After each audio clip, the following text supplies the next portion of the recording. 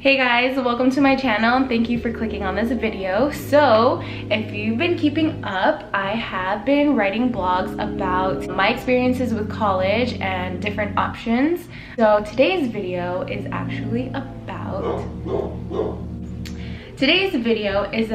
why I believe APA exams are a scam. Don't get me wrong, they're not the worst things, but I don't believe their benefits were really as beneficial as they were kind of advertised to us as high schoolers. I do believe that there's really good things about taking AP classes, IB classes, AP exams, all of that, but there's better choices out there. That's just what I mean, okay? I don't want to steer you away from ever taking it.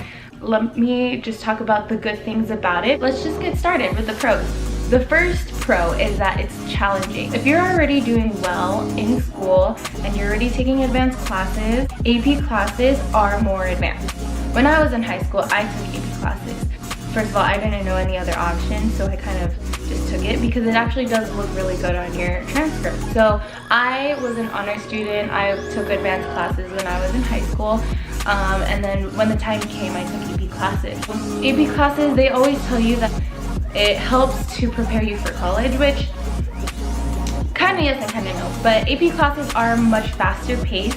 They are much more difficult in terms of how much you're learning. As far as I can remember, I feel like the curriculum was probably 4 times more than what the average student was learning. There's a lot more essays, there's a lot more exams, there's harder exams, and then that big exam at the end. So it is more challenging, it makes you move at a fast pace, and it makes you just go. Lots of studying. It is kind of structured like a college class where you take several big exams throughout the semester, so it does help you out more if you're already doing really well in school. So number 2 pro, you can actually earn a higher GPA. I don't know if it's called this in all schools. In Las Vegas, it's called a weighted GPA. In my high school, we had honors and AP classes besides the regular classes. Honors gave you an extra 2.5 on your GPA, and then AP classes give you 0.5 on your GPA. So if you got an A in an honors class, you would get 4.25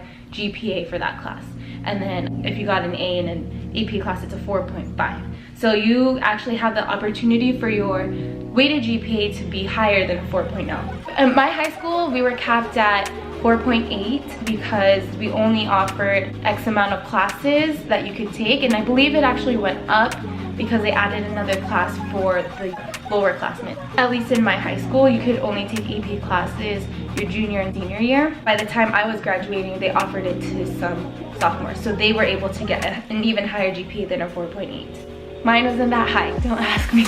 I was top 10%, but it was out of 700 students, so I was like number 73. Wow, my husband is right outside the door. I'm sorry if you can hear him. Please don't mind it. Number 3 pro is that you can gain college credit if you pass the AP exam. Well, I believe passing is either a 3 or a 4. I'm pretty sure it's the same nationwide, so it's pretty much out of 4 points. And if you get a 4, then you get an A, and if you get a 3, you get a B. If you get a 2, it's not passing. But yeah, you're able to earn college credit, but I'll talk more about this later because it's more of a con than it is a pro in my experience. Moving on to cons, the first con is cost. Class itself does not cost you anything, but to take the AP exam to gain college credit, it does cost, I believe it's $80 now, maybe more, 87 maybe. It's most likely going up, so about 80, that's you know, almost $100 spending on a test that you might not pass. Let's be positive, you will pass it. If you're taking AP exams, you will pass it. Believe in yourself. Okay, I only took 2 AP tests, which was AP Psychology and AP US History. I did not pass US History at all. I didn't even answer one of the essays. It was pretty bad. I can talk about that in another video. If you want to hear that story, like this video because it's pretty stupid. I took AP Psychology. I paid, you know, $85, $87 for the test. I got a 3 on the exam, so I had a B in the equivalent of Psychology 101 for my college transcript. For me, coming in as a brand new student, as a freshman in college with a B on my transcript, my GPA was a 3.0. To start with a lower GPA, it's much harder to bring it back up than it is to make it go down. So you can get 4 A's and you still only have like a 3 point something, I don't know, 3. It's not a 4.0 because you didn't get a 4.0. So that was something I was a little bit disappointed in. You might not care about that. I believe you can talk to your administrators to remove it, but it wasn't worth it for me. It actually did help me get into another psychology class that, so I didn't have to pay for Psychology 101. Yeah, I'll go over a little bit more about that later. Number 2 con. It says they prep you for college, but in reality, they don't really. It's really dumb. I believe they teach you MLA when you use APA in college, so that's stupid. I do believe AP classes will teach you a lot of discipline, but it's not necessarily prepping you for college. It really depends on the teacher and how much they remember college and if they actually do teach college or have taught college. I wonder how many times I've said college in this video. Probably like 600 by now. The biggest reason why I feel like it doesn't really prep you is because AP classes, you're still in high school, still learning the curriculum over a 9-period span, over 2 semesters, where in college you learn it in 3 to 4 months. So you have 9 months versus 3 months, it is a lot more curriculum that you're learning than regular classes or honors classes, but it's still very condensed in college. That's the biggest takeaway. It's not that big of a deal sometimes, but sometimes it can make the difference. And lastly, the con of college credit. The biggest reason why I feel like it's a con and a scam is because not all AP classes will count for the credits that you need in your degree. So yes, I did actually score with taking the psychology class, and I got a B, but you know, it could have been worse. I only had to pay $87 instead of $300 to get the credit versus $300 for taking the class. That was a win. But most students, I feel, would go into science and go into biology, chemistry. If you're taking AP science classes, it's very unlikely that those credits will count for your lower level science classes. You can go online, find whatever university you want to go to, find their equivalency website. I don't know the exact terms, it's just something like that where you can put in credits from a certain college, the name of it, and it will convert it into what the classes are in the new university that you're looking at. I searched up some science classes, and it's mostly science classes that did not even count for Biology 101. It was like Biology 97, which is still a high school biology class. So it didn't really make sense to me to take AP Biology if that AP Biology was only going to count for a high school credit biology college class. So also, when you do pass these classes and they put those credits onto your transcript. For example, my sister, she had a scholarship that was listed for 60 credits.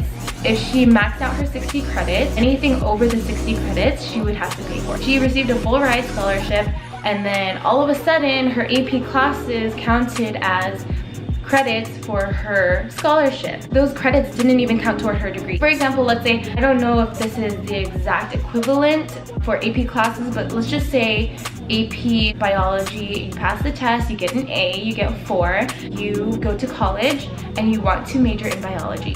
Usually for biology majors, or science majors in general, your lowest class is Biology 121. There's Biology 101, but that's not for science majors. So make sure you look very carefully at those classes. So you took the AP exam, got a 4 biology. Now that credit transfers to Biology 97.